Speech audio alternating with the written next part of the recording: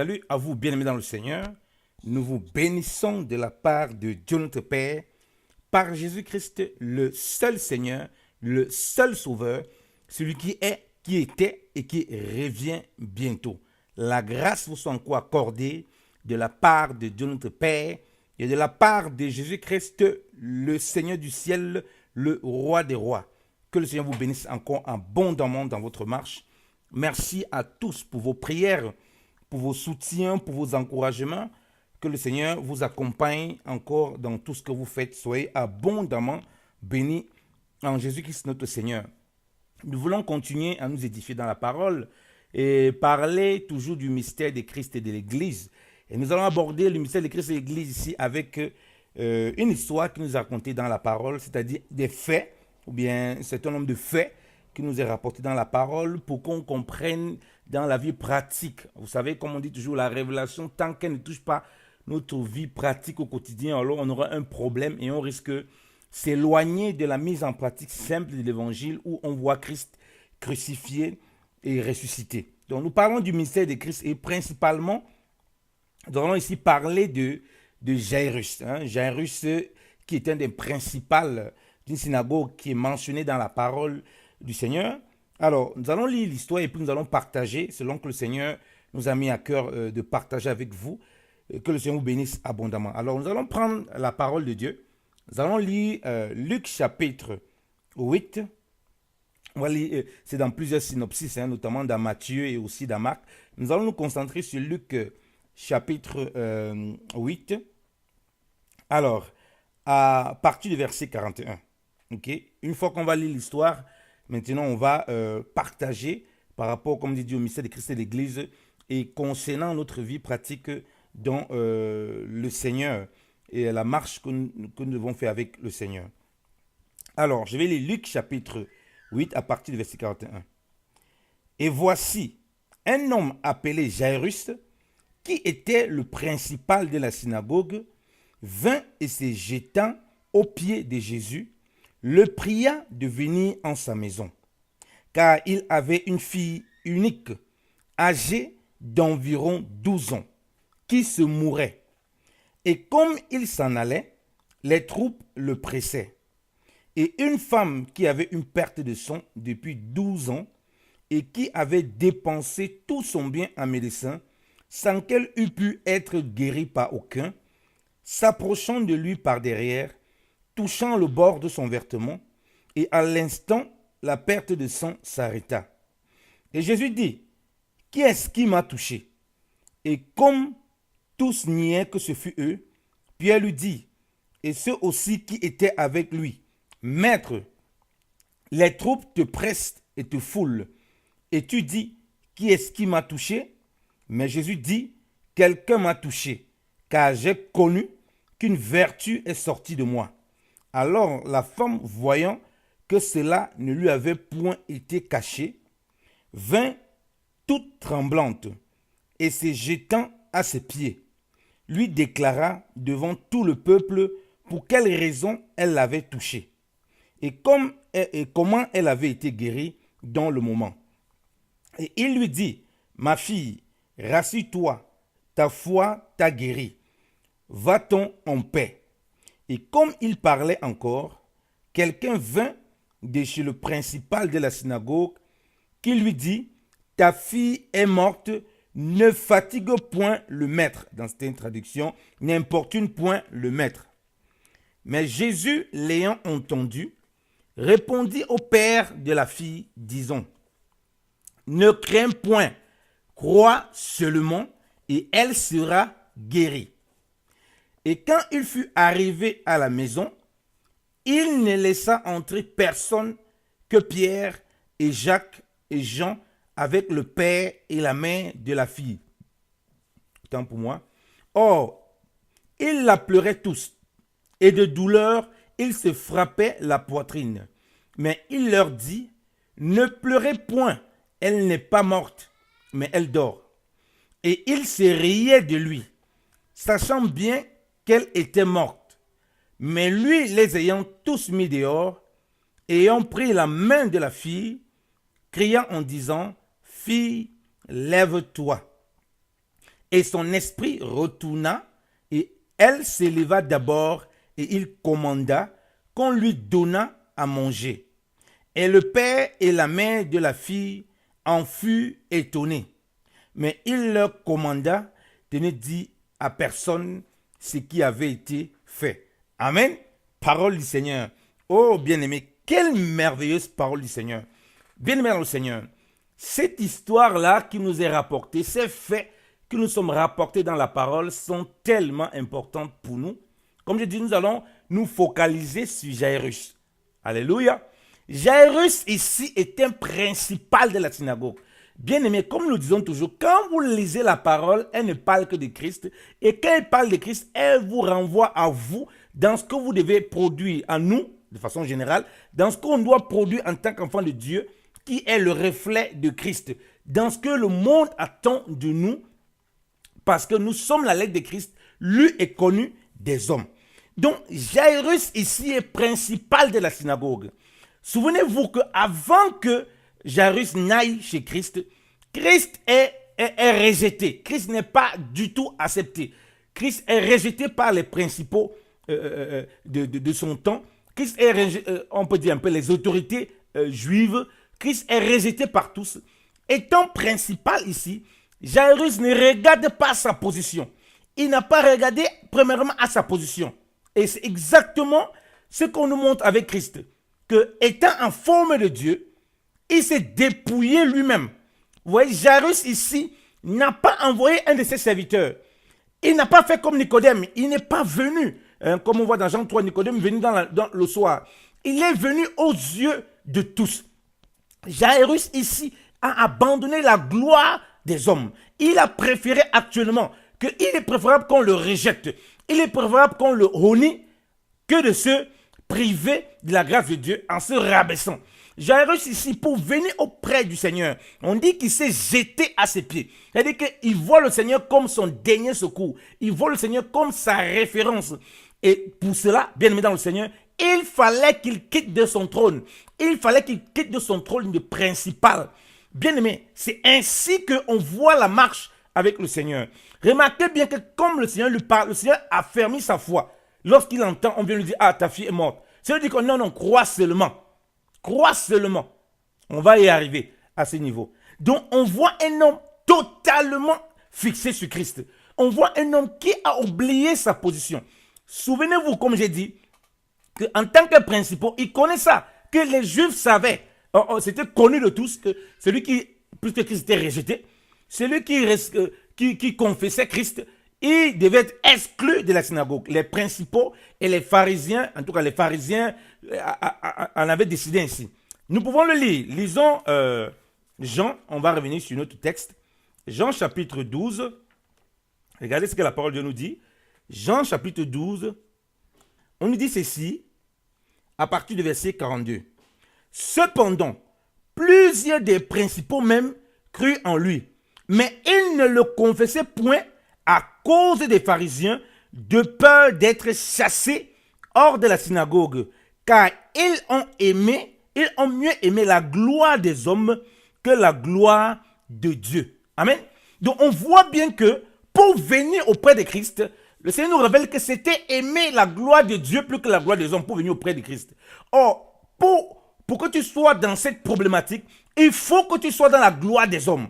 Jairus est exactement dans cette gloire des hommes. Il est principal des synagogues. Il connaît toutes les directives.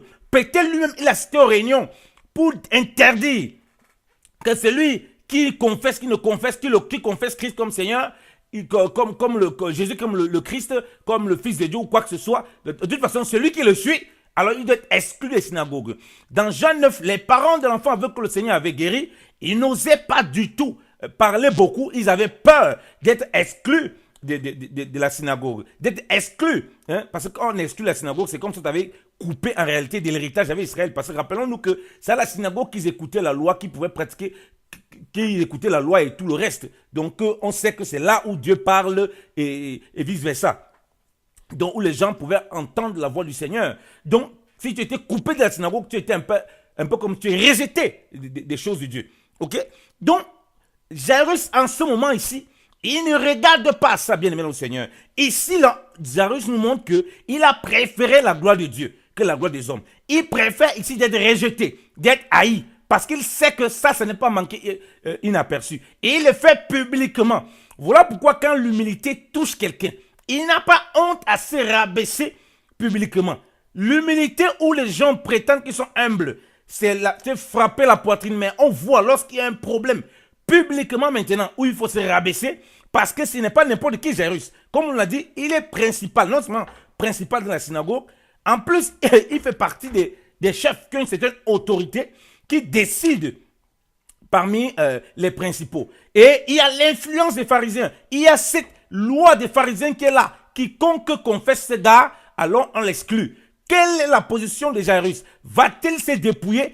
Quelle est ta position? Vas-tu te dépouiller? On nous montre la statue parfaite de Christ. Et c'est là où le Seigneur est merveilleux. C'est là où il dit que celui qui se rabaisse et sera élevé. Donc, quelque part dans ta marche aussi, tu peux être un Jairus. C'est-à-dire, tu es dans une position quelconque où Dieu, pour t'accorder quelque chose, il veut le dépouillement.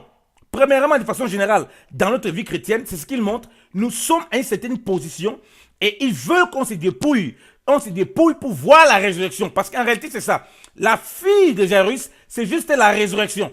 Parce que pour qui est la résurrection, c'est des passages de la vie ancienne, de la vie nouvelle, de façon générale, comme on le dit déjà, le premier niveau. Il faut se dépouiller. Si tu ne te dépouilles pas, il n'y a pas ça. Et ensuite, pour qu'il y ait la résurrection au quotidien, dans toutes les choses qu'on fait, parce que vous savez qu'au quotidien, on peut avoir plus ou moins de positions en fonction du travail, en fonction de quelque chose qu'on a. On se dit qu'on est peut-être en haut, on se dit qu'on est peut-être à une situation, on a un certain pouvoir. Et Dieu veut qu'on descende de ce pouvoir pour pouvoir voir certaines choses qu'on ne parvient pas à voir, pour pouvoir nous manifester encore sa grâce dans notre vie. Donc, vous voyez des gens, ils ont une telle position. Alors, ils se battent pour maintenir cette position. Jairus n'a pas eu peur. Il n'a pas eu peur, bien aimé dans le Seigneur. Comme pour servir le Seigneur, tu ne dois pas avoir peur de perdre ta position de cadre, de perdre soi-disant dans l'entreprise, de perdre ta position, de te dire, oh, qu'est-ce que les gens vont penser? Il n'a pas regardé qu'est-ce qu'on va penser. Là, il s'en foutait. En ce moment, je me jette au pied du Seigneur devant tout le monde. Même si on va reconnaître que, mais, ce n'est pas Jairus ici, on va reconnaître que, mais, ce n'est pas le gars là qui est ingénieur, ce n'est pas la fille là qui est directrice là-bas. Comment on la trouve en train de prier à genoux avec des chrétiens? Comment on la trouve en train de parler du Seigneur? Comment on trouve ce monsieur en train de prêcher l'évangile alors qu'il travaille là-bas, il est ceci, cela? Non. Pour voir la résurrection, il faut ce dépouillement. Pour voir la main de Dieu. Jairus, il a fallu qu'il se dépouille comme ça. Il n'a pas regardé aux alentours, bien aimés dans le Seigneur. Comme je dis, de façon générale, c'est notre marche en tant qu'enfant de Dieu. Et dans les choses spécifiques que le Seigneur veut faire dans nos vies, comme ces cas spécifiques. Et remarquez bien, comme il dit, non seulement Jairus faisait partie des gens qui pourraient même avoir décidé que quiconque le confesse, il a renoncé aussi à ce qui a été dit. Donc, à son poste principal et aussi à la congrégation et de ce qui a été dit là. Donc, il a fait 2 renoncements. Ça c'est une chose. 2 renoncements à ce niveau. Donc, il fallait renoncer à son statut de principal, renoncer à tout ce qui avait été dit concernant Christ. Et ça, c'est merveilleux. Pour venir auprès du Seigneur. Et c'est comme ça qu'on doit changer. Vous voyez, ici, Jairus va nous représenter, nous. Vous savez, le mot Jairus veut dire celui que Dieu éclaire. Donc, celui à qui Dieu montre l'éclairage. Et c'est exactement notre marche. Rappelons-nous que nous sommes la lumière du monde. Et le Seigneur ne cesse de nous éclairer. C'est parce qu'il est la lumière que nous sommes lumière. S'il n'est pas lumière, nous ne pouvons pas être lumière. Et si la lumière ne brille pas en nous, nous ne pouvons pas prétendre être lumière du Seigneur. Donc, Jairus est celui qui est éclairé. Et on voit bien l'éclairage. Ça amène au rabaissement. Et c'est aussi dans notre rapport avec nos frères.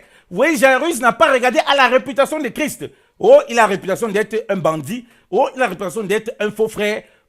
On a tellement médit sur le Seigneur. On a tellement calomnié. Faux prophète, Belzébuth et toutes ces choses-là. C'est aussi le regard que tu as envers ton frère. Le regard que tu as envers ton prochain. Le regard que tu as envers les gens. Parce que Dieu veut t'accorder peut-être une bénédiction au travers de quelqu'un. Il veut t'apporter l'élévation. C'est-à-dire la résurrection. Parce que quand Dieu opère aussi la résurrection, il utilise des gens. Dieu ne va pas tomber du ciel. Si tu as faim, tu as besoin de manger. Dieu peut mettre quelqu'un à côté pour te donner à manger. Tant la nourriture spirituelle que la nourriture physique. De même que vous écoutez ce message, je vous apporte de la nourriture spirituelle. Et alors, il faut aussi de l'humilité pour s'asseoir et écouter. Si vous avez déjà arrêté certains charlatans, c'est comme si cela, vous ne recevez rien du Seigneur, de ce qu'il a prévu. Remarquez que Jésus-Christ, quand il allait, où il est né, à Nazareth, tout ça qu'il faisait, la parole de Dieu nous rappelle qu'il ne peut faire aucun miracle là où il a grandi, parce qu'ils ne croyaient pas en lui, ils étaient fermés. Ils ont gardé lui une mauvaise réputation, ils ont gardé de lui le fils du charpentier, dont rien ne peut sortir de bon en lui. Donc, ici, on voit avec le regard de Jairus qu'il ne regarde plus, mais ce monsieur-ci, il a telle réputation, tel ceci. Il regarde à Dieu qui lui montre ce qui est en cette personne. Et c'est exactement comme ça qu'on doit marcher. Mais vous voyez des gens qui ils ne peuvent pas, tellement il a dénigré quelqu'un, quand il pense que cette personne peut être utile, non, il bloque dans sa tête et il pense qu'il peut contourner pour aller trouver la solution ailleurs. Bien aimé, il n'y a aucune autre solution. Aussi longtemps que la rébellion, l'orgueil est là, Dieu va toujours utiliser un canal pour nous briser l'orgueil. Ne croyons pas qu'on va aller ailleurs et ça va résoudre le problème. Ça ne va pas résoudre. Dieu ne met pas les gens autour de nous au hasard. C'est si la personne, on se rabaisse pour obéir à Dieu. On se rabaisse pour que Dieu nous élève. Et la personne que Dieu veut utiliser pour nous élever fait façon, se comporte mal, alors Dieu va utiliser d'autres voies. Parce que c'est d'abord nous qui changeons. Ok, les instruments sont entre ses mains. Mais si on ne change pas, on veut contourner. Dieu met des frères et des sœurs pour te bâtir, pour te bénir. Tu veux contourner en trouvant des excuses sur la vie. Comme Jairus, les pharisiens trouvaient toutes sortes de trucs sur le Seigneur pour le condamner sans recevoir ce qui est de Dieu. Ils ne recevront rien de Dieu, peu importe où ils vont aller. Voilà pourquoi vous voyez des gens qui vagabondent ça et là. Il connaît telle personne, il connaît tel frère, il connaît telle soeur. On dit, mais tel père, va vers la personne. Il dit, non, pour rien au monde, je ne vais pas aller jamais chez cette personne. Mais il est étonné que sa vie chrétienne ne fait qu'aller de pourriture en pourriture. Il veut se convaincre à lui-même que les petites choses qu'il peut avoir sur le plan physique, là, c'est Dieu avec lui. Alors que lui, il sait dans sa marche que Dieu n'opère pas. Pourquoi? Parce qu'il y a de la désobéissance, parce qu'il y a la rébellion, parce qu'il y a le manque d'humilité. Il ne veut pas se rabaisser pour reconnaître ce qui est dans son frère. Et on le voit même dans le milieu du travail. Des gens qui vont s'étouffer, des gens qui vont recevoir un problème parce qu'ils ne veulent pas demander aux collègues, parce qu'ils ne veulent pas demander à tel, qu'il a un tel mépris de la personne, il ne veut pas se rabaisser. Et puis, on voit des catastrophes qui se produisent. C'est exactement cette figure de Christ avec Jairus et le Seigneur. Le mystère de Christ et l'Église. Remarquez maintenant que quand Christ, il vient vers Christ, il se jette à Christ. Christ ne commence pas une interrogation. Oh, mais c'est pas toi qui fais partie de... donc, comme je dis, nous voyons tous les deux les aspects. Un temps, nous sommes dans la figure de Jairus. On manifeste Christ qui est le Seigneur. De l'autre côté, il y a Christ qui est le Seigneur auquel on doit s'approcher auprès de lui pour vivre la résurrection. À un moment, on est à la position de Christ et les autres sont Jairus. Et regardez comment Christ se comporte. Autant pour moi, on est dans les deux aspects. Christ, quand Jairus vient, il commence à dire, ah oui, mais tu fais partie des principaux. Il commence un interrogatoire. Il commence à dire, frère, tu m'avais fait mal tel jour. Non, il faut qu'on... Non. Il y avait d'abord tel jour. Frère, il commence ses interrogatoires. Le cœur du Seigneur est pur. Il est disposé à donner la vie. Parce qu'il est la vie. Il est disposé à manifester la résurrection. Parce qu'il est la résurrection. Vous voyez, un bien-aimé. Les gens sont étonnés qu'ils veulent opérer avec Dieu. Mais il y a la méchanceté dans le cœur. Il y a la rancune. Quand le bien-aimé va se dépouiller même, va faire un effort de venir, même si parfois ça avait honte. Ouais, vraiment, j'ai tellement calomnié le frère, j'ai tellement dit ça. Je ne crois même pas qu'il est quelqu'un de bien. Mais il se dépouille un peu. Il vient pour demander un service. Oh, mais ce n'est pas toi qui parlais comme ceci. Ce n'est pas toi qui disais ça. Ce n'est pas toi qui faisais comme ceci. Non, tu m'avais fait ça. Il faut d'abord qu'on résout ça. On résout quoi, mon ami? Si ton cœur est net comme le Seigneur, le Seigneur va commencer à dire, est-ce que le Seigneur va commencer à dire, mais tu fais partie des principaux, tu sais ce que tu as en cours, tu sais ce que tu vas vivre, tu sais ce que tu as en cours. Après, tu vas aller dire aux gens là, fais les miracles là, va dire aux gens là qui tu as fait. Vous comprenez pourquoi à la fin, le Seigneur les a menacés de dire à personne? Parce qu'il a une certaine statue. Chaque fois que le Seigneur fait les choses, il ne fait pas au hasard. Il ne fait pas les choses au hasard. Il demande de dire à personne. Il sait pourquoi. Ok? Donc, dans cette figure, ta statue de Christ, tu ne fais pas l'œuvre. Oh, quand quelqu'un vient te demander l'œuvre, l'aide, après, tu te retournes. Hein? Tu appelles le frère là. Tu appelles la sœur là. Oh, tu connais le gars là. Le gars là qui s'était moqué de nous, qui avait fait le petit club pour me détruire là. Le voilà, il était coincé. Il est venu vers moi. Je lui ai rappelé que tout se paye ici, bam. Te voilà maintenant devant moi. Je tiens ta vie. Je l'ai bien menacé. Comme on voit certains films chrétiens autant stupides qui présentent de telles choses comme ça pour dire je tiens ta vie entre mes mains, qui n'ont rien à voir avec la vie de Christ. Lorsque quelqu'un se présente auprès de toi, peu importe frère, comment il est, si tu as la statue parfaite de Christ, tu vis ça, puisque Christ est l'humilité par excellence. Et voilà comment le gars réagit. Viens pas chez toi, allons chez toi pour que tu vives ta guérison. Alléluia. Il ne vient pas dire, ouais mais commençons par regarder ce qu'on doit réparer ici. Vraiment, tu sais comment, dans votre groupe là, vous avez parlé de moi comme ça, tu fais partie des principaux. Est-ce que tu vas me suivre après? Est-ce que tu vas encore me dire après avec moi? C'est possible même qu'après ça, il puisse dire autre chose. Il puisse encore me vilipender. Mais là, avec ce que le Seigneur nous montre, on voit qu'il y a le rabaissement, il y a l'humilité. Cet homme-là ne peut plus être le même. Alléluia. Et que Christ, quand il n'opère pas en regardant ce que l'autre fait. Alléluia. Et là, on voit Jairus qui vient, il se prosterne. Ce que je veux encore apporter, toujours dans cette lancée, bien aimé, si on lit toujours ces mêmes synoptiques, Matthieu 9, si on lit Matthieu 9, alors, on dit Matthieu 9, partie verset 18, le même synopsis, c'est donc ce qui concerne Jairus. On dit, verset 18, et comme il leur disait ces choses, voici un Seigneur qui se prosterna devant lui en lui disant, voici venir un Seigneur qui se prosterna devant lui en lui disant, ma fille est déjà morte, mais viens et pose ta main sur elle et elle vivra. Alléluia. Vous voyez bien aimé dans le Seigneur ce que j'ai dit? Quand on voit le dépouillement de Jairus, dans notre synopsis, on dit que la fille est près de mourir, donc la fille est souffrante. Mais ici, on nous révèle que Jairus dit, elle est morte. C'est-à-dire que cet homme est plein de foi dans le Seigneur.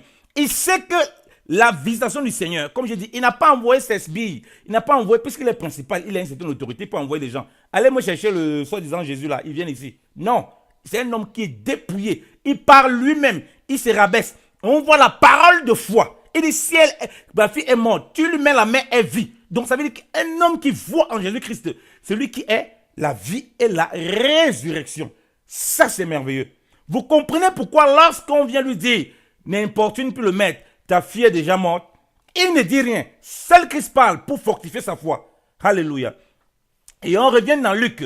Dans Luc 8 là, seul le Seigneur parle et le Seigneur fortifie sa foi. Luc 8, verset 49. Et comme il parlait encore, quelqu'un vint de chez le principal de la synagogue qui lui dit, ta fille est morte, ne fatigue point le maître. Mais Jésus l'ayant entendu, répondit au père de la fille, n'a pas répondu au gars, l'autre gars il ne le gère même pas. Disons, ne crains point, crois seulement et elle sera guérie. Vous voyez, par Jairus qui lui croit, qui lui a la foi, qui vient de pas dire Seigneur, viens, impose la main, elle va vivre. Christ lui dit, elle sera guérie. Donc, au niveau du Seigneur, c'est la guérison. Parce que Jairus est dans une pleine attitude de foi. Voilà un homme, bien aimé, comme dit, la foi et l'humilité vont ensemble. Une fois où on trouve l'orgueil, tu crois que le Seigneur est puissant de faire des choses, mais il y a de l'orgueil, c'est très compliqué de comprendre certaines choses. Et de te rabaisser à un certain niveau. Parce que Dieu, il élève ceux qui se rabaissent. Donc Jairus s'est rabaissé. Lorsque la mauvaise nouvelle est arrivée, ça ne l'a pas ébranlé. Il est demeuré ferme dans ce qu'il croyait. Le Seigneur a fortifié sa foi. Le Seigneur a fortifié sa foi. Et il a marché avec le Seigneur jusqu'au bout. Et dans cette marche-là, pendant que tu crois à la guérison, parce que le Seigneur met son niveau de guérison. C'est-à-dire que pour lui, c'est comme une simple maladie, comme toutes les autres maladies. Et ça, c'est merveilleux. Et c'est à ce stade que nous sommes appelés en tant qu'enfants de Dieu pour voir la résurrection, tant sur le plan physique, et la résurrection dans tout ce qu'on peut faire. Et les paroles qui vont sortir de nos bouches, aussi longtemps qu'on demeure dans cette simplicité qui est en Christ, dans cette humilité, dans ce rabaissement, laissant notre trône de principal quelque part, et faisant-le de Dieu sans murmure dans nos cœurs, sans dispute, servant notre frère avec humilité. On va parler comme ça, on va se rire de nous, comme on voit les gens pendant le deuil. Voilà les mêmes gens qui pleuraient. Voilà exactement le comportement de l'homme. Les mêmes gens qui pleurent, qui se tapent la poitrine, c'est les mêmes gens qui se moquer de la personne qui dit qu'il va ressusciter. Et c'est exactement le cœur de l'homme. L'homme n'a que le cœur comme ça. Aujourd'hui, il te lève, demain, il te diabolise, il t'écrase comme une mouche. Ils sont que se moquer. C'est normal, parce qu'ils ne sont pas dans la même disposition. Et si on est dans cette disposition, il y a une telle foi ferme qu'on n'est pas ébranlé. Alléluia. Et remarquez bien encore, bien aimé dans le Seigneur, lorsque Jairus vient parler au Seigneur, il y a une chose qui se produit entre deux, avant que le monsieur vienne lui dire, avant que quelqu'un de la maison vienne lui dire, la fille est morte. C'est qu'il y a une femme qui est en perte de sang. Donc, il y a un obstacle, pas un obstacle, autant pour moi, il y a un événement qui se produit entre les deux. Ok? Cet événement-là n'est pas mis au hasard. Bien, comme j'ai dit, on va rester dans l'aspect de notre vie pratique. Ok? Dans la marche du Seigneur. Cet événement-là est là pour booster sa foi, premièrement. Parce que, ayant une foi ferme dans le Seigneur, venant se prosterner dans le Seigneur, devant le Seigneur, il l'expérimente immédiatement. Alléluia. Ça veut dire qu'il faut être patient. Donc, on nous montre plusieurs niveaux de la marche avec le Seigneur. Donc, il se rabaisse. En se rabaissant, il oublie, il jette loin sa casquette et son trône, le principal. Il jette loin les paroles de celui qui confesse, celui qui sera rejeté. Il jette loin les paroles dont Jésus est Belzébuth et tout ça, faux prophète, tout. Il laisse tout le sabotage qu'on fait sur Christ et tout. Il vient, il se prosterne. Et là, qu'il avait le Seigneur, il vit une démonstration de la puissance de Dieu. Alléluia. S'il n'avait pas été dans ces conditions, il n'aurait pas vécu ça. Et cela est là pourquoi? Pour fortifier ta foi. Ça veut dire quoi? Dans ta marche avec le Seigneur, quand tu te rabaisses, ce n'est pas qu'automatiquement tout se met pour toi. Là. Ok? Dans ces dépouillements avec le Seigneur où tu te rabaisses, il y a des épreuves qui vont te faire vivre. Et des choses qui seront aussi des témoignages que tu vas vivre de près pour booster cette foi. Alléluia. Donc, il voit cette femme-là. Elle avait tous ses problèmes. La femme dit qu'elle a expliqué tout ce qu'elle avait. Elle a dépassé son argent. Donc, il a écouté toute l'histoire. Ça fait 12 ans, j'ai ceci, j'ai cela. Ça a encore édifié et boosté sa foi. Il ne pouvait pas vivre ça s'il était resté chez lui. Il a mouvé les gens. S'il ne s'était pas rabaissé et venu là supplier le maître et marcher avec le maître. Donc, il était là. Alléluia. Et cela, c'était là pour booster sa foi. Vous comprenez maintenant, lorsqu'il a vécu ça, expérimenté ça, qu'on vient pour le décourager, pour dire, n'importune plus le maître, la fille est morte. Il n'est pas au niveau de la personne physique, il est au niveau spirituel maintenant. Ce n'est plus les personnes physiques, c'est au niveau spirituel. Donc ce n'est plus une question de la mort physique. Il sait que celui qui est en face de lui, celui à qui il a affaire, est le Seigneur de la vie. Il est la vie lui-même et la résurrection. Et que rien ne peut le dépasser. Il vient d'expérimenter quelque chose qui booste encore sa foi. Remarquez que Jairus jamais ne pose des questions au Seigneur. Jamais ne dit, il ne conteste. En tout cas, on ne mentionne pas ça. Il obéit. Parce que, comme on a lu dans Matthieu 9, là-bas on nous parle qu'elle est morte, elle vivra. Donc il croit même que la fille va vivre. Donc il croit à la résurrection. Il y a la manifestation de la résurrection. Et toute cette foi est donc encadrée, est donc fortifiée par ce qu'il va vivre avec le Seigneur. Par la femme qui, après descend, le premier témoignage qui l'écoute, par les paroles du Seigneur qui le fortifie lorsqu'on lui dit ta fille est déjà morte, et la démonstration finale où le Seigneur vient relever sa fille. Et vous voyez que pendant que les gens se moquent tout ça, il est aussi en suivre le Seigneur. Il suit les directives du Seigneur à la lettre et il peut vivre. Le Seigneur l'a mis en lieu avec quelques personnes avec lui. Il peut vivre personnellement la résurrection. Alléluia. Le but on touche ce côté-là, d'être avec le Seigneur uniquement, avec lui dans la maison. Quand on lit, regardez, lisons encore bien ça. Luc 8 à partir du verset 54. À partir du verset 53. Et il se riait de lui, sachant qu'elle était morte. Mais lui, les ayant tous mis dehors, ayant pris la main de la fille, cria en disant, fille, lève-toi. Amen. Donc, il habite tous les gens dehors. Il est resté avec Jacques, Jean-Pierre. Ok? Comme c'est dit dans les autres synopsis, dans Marc et puis dans Matthieu. Donc, le Père va vivre ça personnellement. Voilà pourquoi, ayant écouté le témoignage maintenant, donc il a écouté le témoignage de la femme qui avait vu la perte de sang, il a vécu cela. Maintenant, il va vivre lui-même personnellement. Vous voyez que sa foi n'a pas commencé uniquement lorsqu'il a vu ça. Sa foi a commencé depuis le moment où il a décidé de se dépouiller pour aller auprès du Seigneur. Le Seigneur a commencé à le relever en fortifiant sa foi. Et il a expérimenté cette résurrection avec le Seigneur. C'est pourquoi vous voyez souvent le Seigneur fait des choses en privé pour parler de la relation avec le Seigneur, pour expérimenter ce qu'on vit avec le Seigneur, et les choses aussi en public où les gens sont que des témoins et même ils n'ont rien expérimenté. Et cela, leur foi est toujours flottante. Ok? Donc, ici, on nous montre vraiment tous ces aspects de notre marche en tant qu'enfant de Dieu. Un aspect où nous venons auprès du Seigneur, où nous avons besoin d'apprendre auprès du Seigneur. Mais pour ça, il faut qu'on laisse notre trône. Il faut qu'on laisse notre trône de principal. Il faut qu'on laisse nos diplômes. Il faut qu'on laisse nos doctorats. Il faut qu'on laisse qu'on ait qui que ce soit. La société nous reconnaît. On a telle chose. On a des grosses voitures. Il faut qu'on laisse des éléments du monde. C'est-à-dire la gloire des hommes. Ce qui fait que les hommes mettent leur gloire. Les hommes mettent leur gloire dans les voitures qu'ils ont, dans les femmes qu'ils ont, dans les biens qu'ils ont. Ça, c'est la gloire des hommes. OK? Il faut laisser ça pour se dépouiller, venir auprès du Seigneur. Et une fois qu'on vient auprès du Seigneur, on se jette à ses pieds. Il y a une foi qui se manifeste, c'est qu'on croit qu'il est capable d'amener la résurrection dans notre maison. Rappelez-vous, sa fille était dans sa maison. Donc, il ramène la résurrection dans sa maison. Alléluia. Et il vit avec le Seigneur proche. Parce que le Seigneur pouvait donner une parole et puis la fille là-bas se relève. Non, il est venu amener la résurrection dans sa maison. Vous voyez tout le parcours de Jairus qui est le parcours vraiment que nous devons faire avec le Seigneur. Alléluia. Et on voit aussi, comme je dis, où nous devons être dans ce statut parfait de Christ, où nous sommes à la personne de Christ. Et c'est nous qui devons être les instruments que Dieu utilise. Et les autres vont figurer Jairus, où il attend de nous de ne pas regarder à ce que les gens ont pensé. De ne pas regarder, ah oui, mais lui, il était comme ça, lui, il n'est pas principal. Les questionnements bizarres. Comme les gens viennent, quelqu'un a un problème, il vient, on commence à lui demander s'il est chrétien, on commence à lui demander plein de trucs qui n'ont aucun sens. Pour servir quelqu'un, pour opérer la vie, on commence à demander toutes sortes de choses qui n'ont aucun sens. On commence à vouloir regarder, mais c'est pas toi qui avais mal parlé de moi comme si, c'est pas toi qui avais fait ceci, cela. Au lieu de servir bouche cousue, bouche fermée, et de faire simplement ce que le Seigneur nous demande de faire. Si tu as la vie, tu donnes la vie, tout simplement. Lorsqu'on sollicite un arbre, on le secoue, il donne que ses fruits. Et les fruits, si ça peut tomber, principalement les fruits s'ils sont mûrs. Donc c'est exactement ce qui se passe. On vient, on secoue le Seigneur, on le touche déjà par cette femme-là, et la vertu sort de lui. J'arrive bien pour le secouer, il se prosterne. Donc il secoue le Seigneur, c'est-à-dire comme cet arbre qui produit la vie. Il se retourne pour donner la vie. Il vient pour donner la vie. Il ne cherche pas à regarder, oui, mais tel a fait comme ceci. Oui, mais j'ai souvent aidé les gens. Tu sais, mon frère, ils ont abusé. frère, ça, c'est de l'orgueil. Et il a besoin d'être brisé. Comment est-ce que tu fais l'œuvre? En sachant que les gens qui... quelqu'un qui pourrait même venir auprès de toi, c'est quelqu'un que tu sais qu'il connaît il connaît tel qui avait fait telle chose. Tu es dans les commérages qui n'ont pas de sens, qui est dans les rancunes, et il y a quelque chose qui ne va pas dans ton cœur.